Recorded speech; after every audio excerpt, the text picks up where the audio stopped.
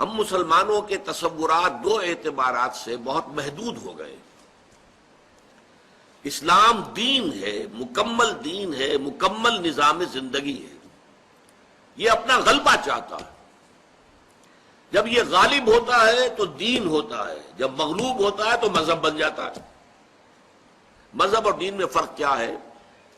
مذہب صرف تین چیزوں پر مشتمل ہوتا ہے۔ کچھ عقائد ہوں گے، کچھ مراسم عبودیت ریچولز، اور کچھ سوشل فنکشنز کسٹمز۔ بچہ پیدا ہو تو اس کو کیسے سیریمنی کیا ہونی چاہیے، عقیقہ ہو، کوئی مر جائے ڈیڈ باڈی جو ہے اس کو ڈسپوز آف کیسے کیا جائے، جلایا جائے، دفن کیا جائے، کیا کیا جائے، کوئی تہوار منانے ہیں۔ یہ تین چیزیں جو ہے یہ مذہب ہے۔ دین میں آتا ہے تو مکمل نظام زندگی۔ اسلام میں یہ تین چیزیں بھی ہیں، عقائد بھی ہیں، ایمانیات ہے، پھر عبادات ہے، نماز ہے، روزہ ہے، حج ہے، زکوٰۃ ہے، پھر سوشل کسٹمز ہیں ہمارے۔ بچہ پیدا ہوتا ہے تو عقیقہ کرتے ہیں، شادی ہوتی ہے تو اس کے اپنے لوازم ہے، نکاح ہے، ولیمہ ہے، پھر کوئی فوت ہو جاتا ہے تو اس کے لیے تکفین ہے، غسل ہے، تکفین ہے، دفن کرنا ہے، نماز جنازہ ہے، وغیرہ وغیرہ۔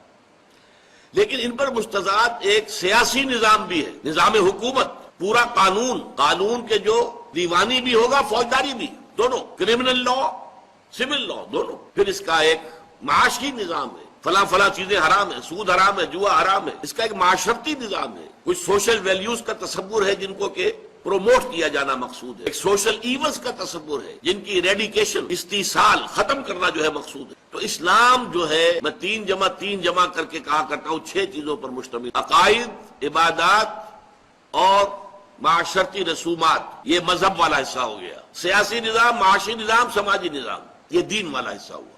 بدقسمتی سے ہمارے ذہنوں میں بالعموم جو ہے، عام طور پر اسلام کا تصور صرف ایک مذہب کی حد تک رہ گیا، اور ہم اس پر کنٹینٹڈ ہیں۔ بلکہ ہمارے بہت بڑے عالم دین نے انگریز کے دور میں کہا تھا کہ ہمیں کوئی کام ایسا نہیں کرنا چاہیے جس سے کہ ہمارے حکمرانوں کو تشویش ہو، اس لیے کہ انہوں نے ہمیں مذہبی آزادی دے رکھی ہے۔ انہوں نے نماز پڑھنے کی اجازت ہمیں دے رکھی ہے، روزہ رکھنے کی اجازت دے رکھی ہے، عید منانے کی اجازت دے رکھی ہے، ساری اجازتیں ہیں ہمیں، لہذا ہمیں اپنے حکمرانوں کے خلاف کوئی حرکت نہیں کرنی چاہیے۔ جس پر علامہ اقبال نے پھر پھپتی چست کی تھی، ملا کو جو ہے ہند میں سجدے کی اجازت، ناداں یہ سمجھتا ہے کہ اسلام ہے آزاد۔